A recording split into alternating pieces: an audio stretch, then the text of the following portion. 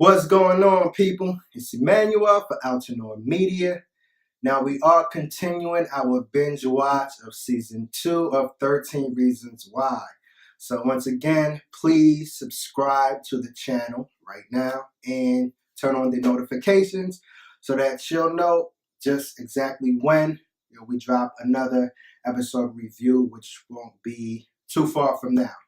So anyway, let's get right into episode 4, which was called the Second Polaroid. Now, this was Marcus's episode. So Marcus is on the stand and he's describing what happened between he and Hannah when they went on that date. But of course, Marcus is trying to protect himself, so he tells a slightly different story. So a little bit of backstory on that. Marcus is kind of the pure cookie cutter type dude. So he asks Hannah out just so he could prove to Bryce and the other guys that, he's not, that clean cut dude. He can be, a bad boy himself.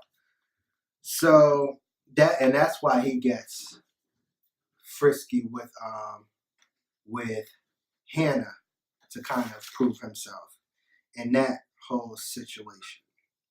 So when she rejects him, that's when he goes around and says that she's a tease. But we all really know what happened. But he tells the defense that he was really used by Hannah to try to impress Bryce because she really had a crush on Bryce. And later on, he tells Bryce that he did that so Bryce could have an excuse as to, so people would think that Hannah only accused Bryce of raping Jessica and herself because she was jealous. She wanted him and he,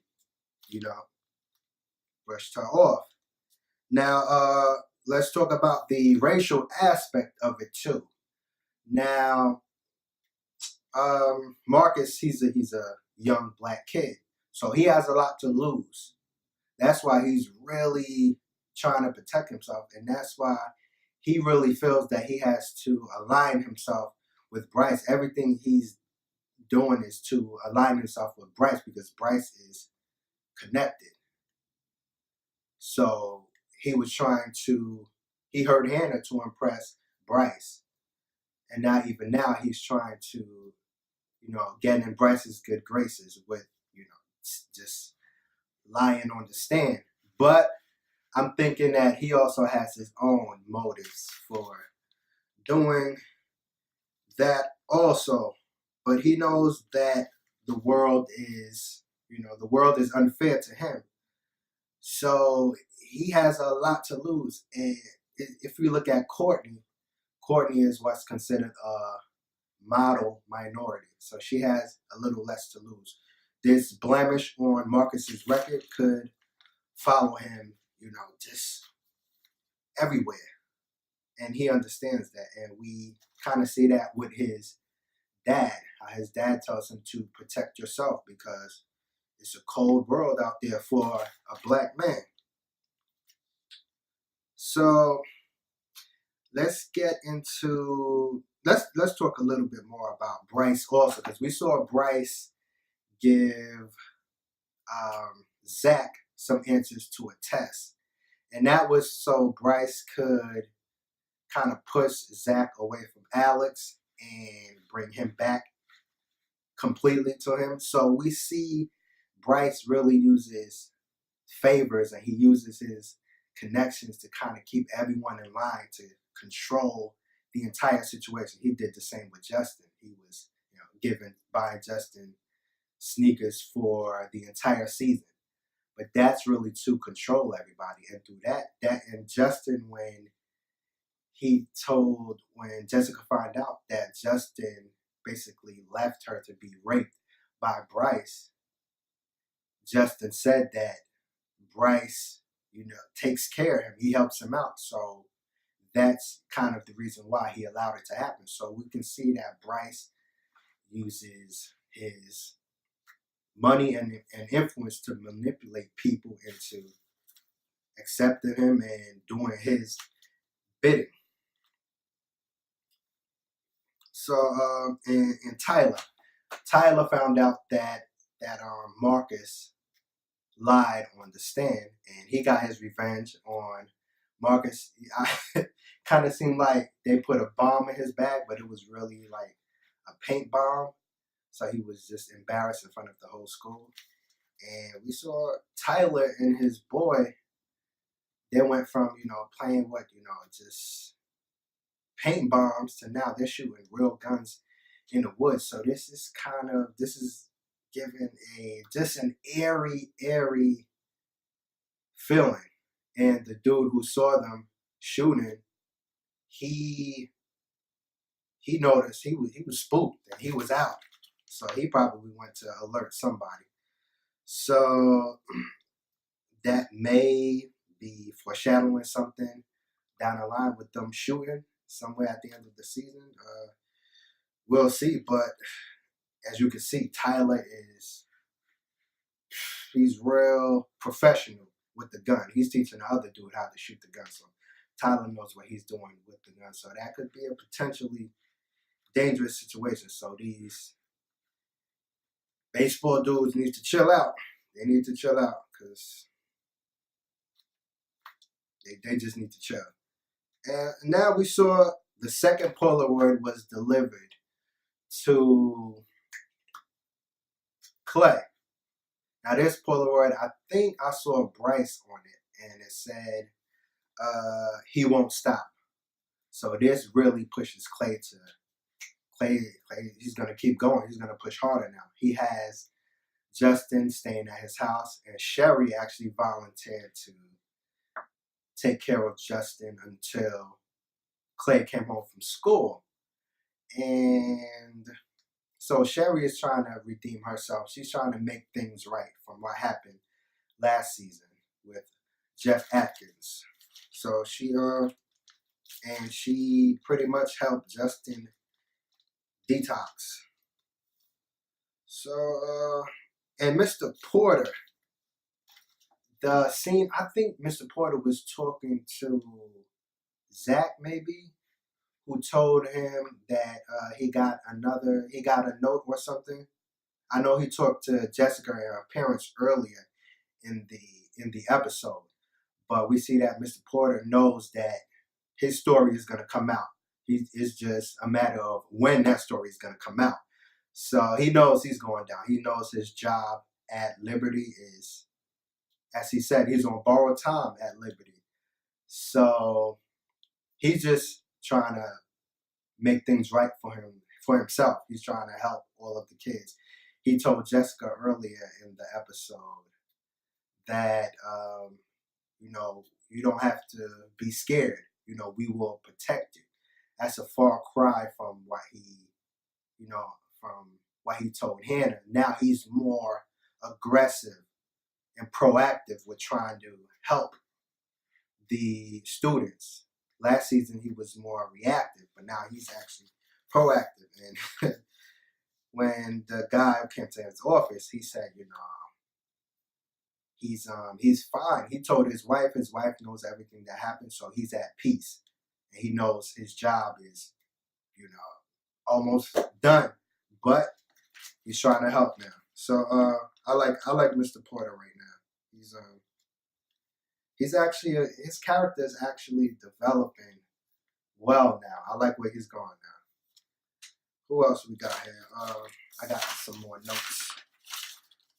So let's talk about Alex and Jessica. They're getting close again, and they had a little moment where they kissed, but Jessica pulled back as she recalled the rape. And that moment reminded me of Clay and Hannah when Hannah pulled back.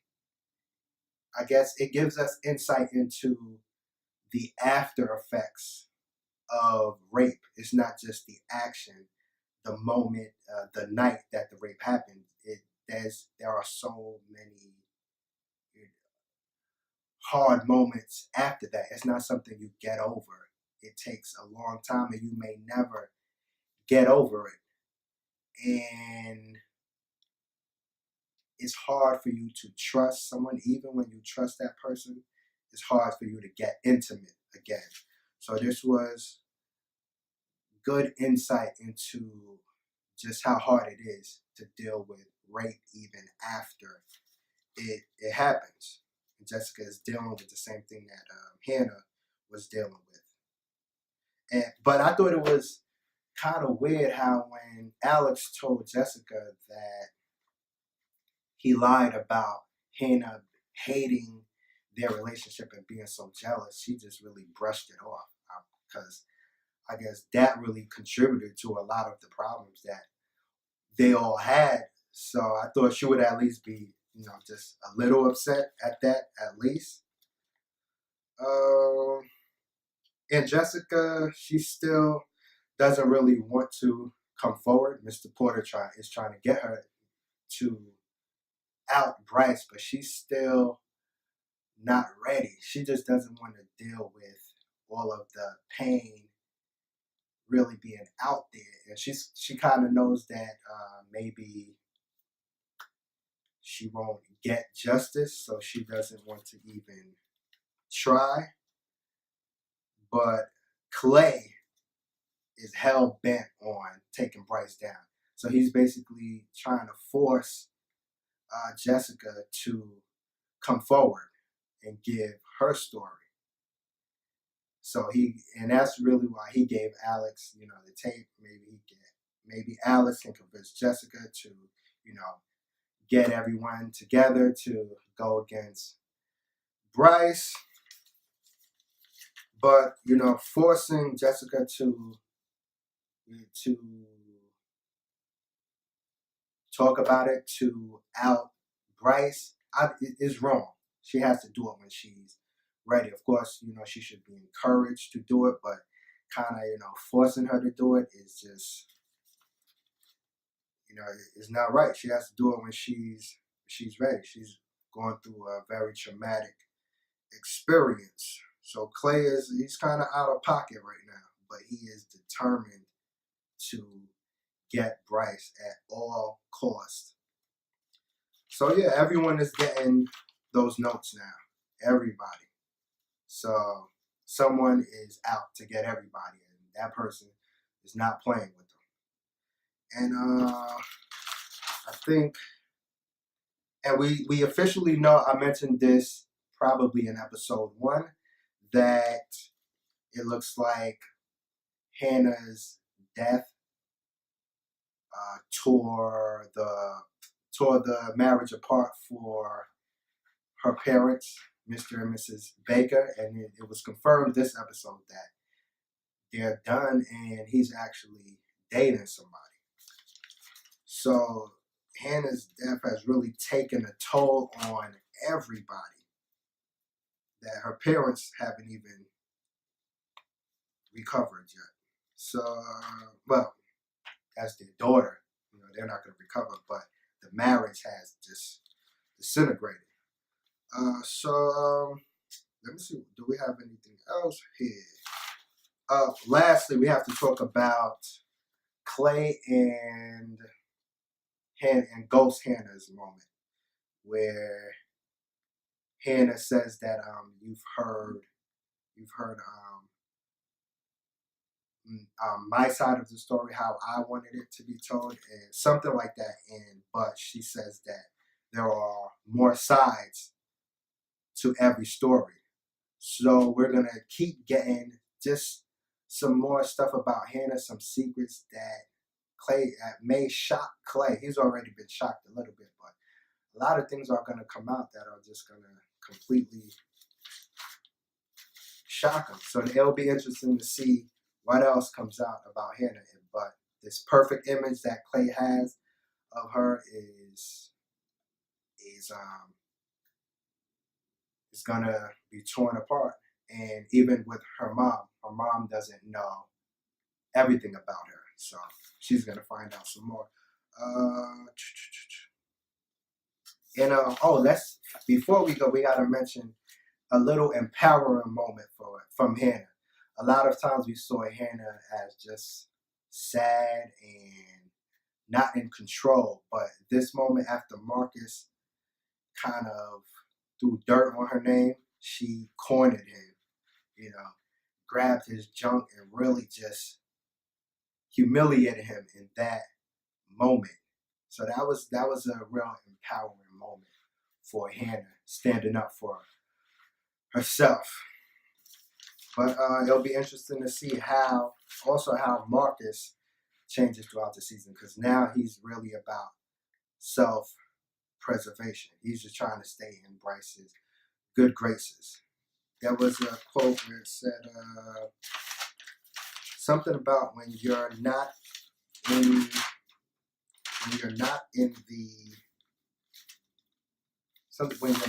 that circle, you try everything you can do to get in there. So and just random thoughts. I think that's about it for episode 4, the second Polaroid. So anyway, let me know what you thought about this episode, and in the comments. Make sure to like the video and subscribe to the channel. We're going to continue uploading reviews and thoughts on 13 Reasons Why Season 2. Anyway, I'm Emmanuel. Once again, peace.